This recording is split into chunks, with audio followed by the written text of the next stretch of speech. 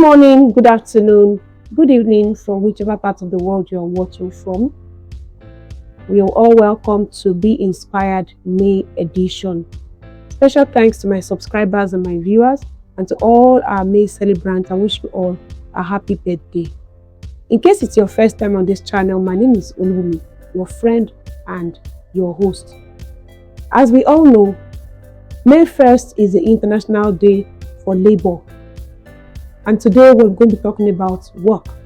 I mean W-O-R-K. So what is work? Work is an individual's primary source of income that fosters economic independence and his well-being. Yoruba say, Ishe logun she, which means work, an antidote to poverty. So why should we work?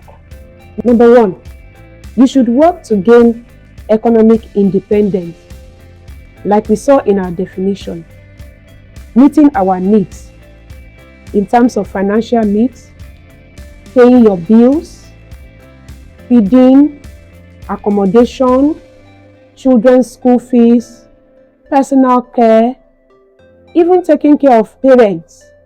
You know, in some parts of the world, it's our responsibility to take care of our parents, even though it's been preached that parents should not see children as retirement plan. But in as much as our parents have put things down for themselves for their tomorrow, Koti demand that the parents that have suffered for you, sacrifice, deprive themselves of their own pleasure to put us where we are today. They are part of our responsibility. Then another reason why we must work is for mental balance. You know, you must work to charge your brain. If you don't put your brain to work, the brain becomes dull as time goes on. Another reason is to achieve personal dignity.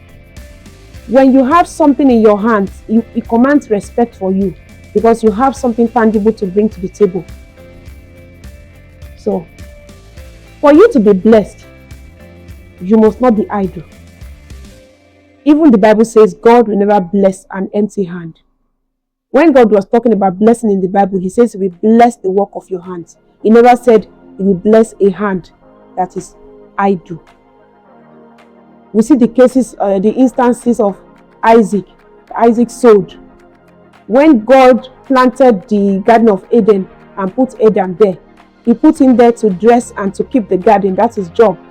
So God does not support idleness. So for you to be blessed, you must not be idle. You cannot be idle and be claiming and be receiving and be coveting and be tapping into. Because what you see people achieve and you claim it, they started from somewhere. Rome was not built in a day. If you walk close to them and you ask questions, some of them started from their days of little beginnings. When they were to manage, when their salary was nothing to write home about, when some of them, their cars will stop in the middle of the road, they need to push it.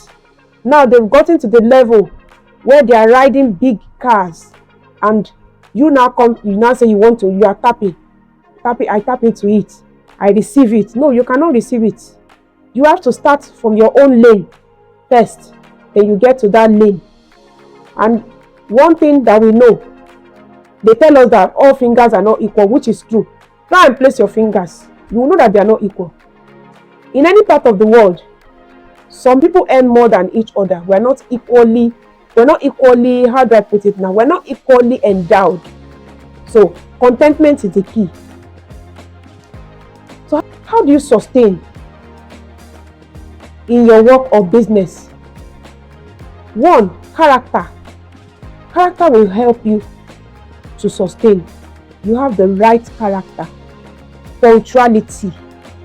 Some of us, we don't have the right character towards our colleague, even towards our boss, our employers. They can't even entrust little things into your hands. No integrity, no character. Entrust little money into your hands, you mess up. Some of you will mess up with time. They say resumption time is 8 o'clock.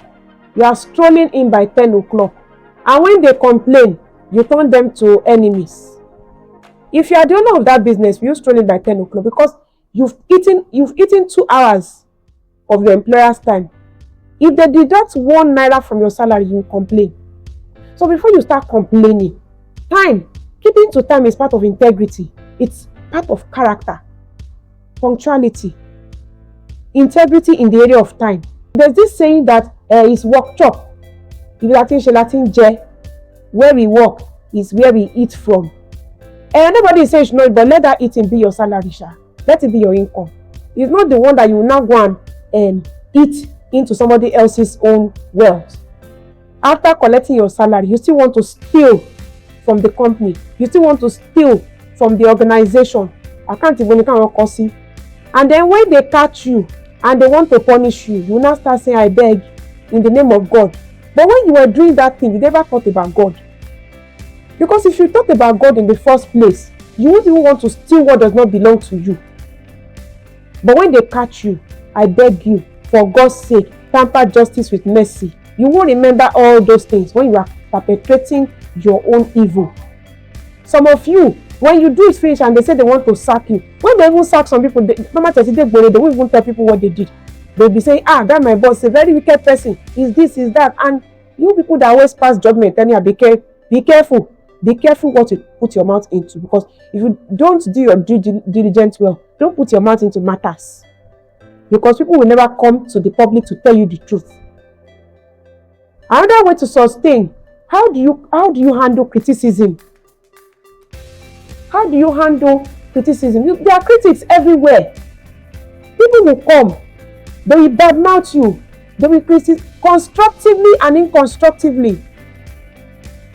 That's not enough for you to get angry. In fact, from all criticism, you should see a learning point. It should be a learning point for you. When people criticize you, see something to learn from that criticism. And for those of you that criticize too, when you are criticizing, please criticize people constructively. Don't criticize with bad belly. Criticize because you want them to improve. Criticize because you are giving good feedback. I criticize, but when I criticize people, I will call the person. Do you want my honest feedback? This is it. This is it. This is it. And then when you are criticizing people, the people that criticize, they are the worst. They are the people that make the worst mistake, because if you allow them, they will make the worst mistake. But when you criticize people, bring them back. Let's find solution. How can we do it better? Not just criticize and then leave them down. And some people don't even have that strength. Immediately you criticize whatever they are doing, they give up.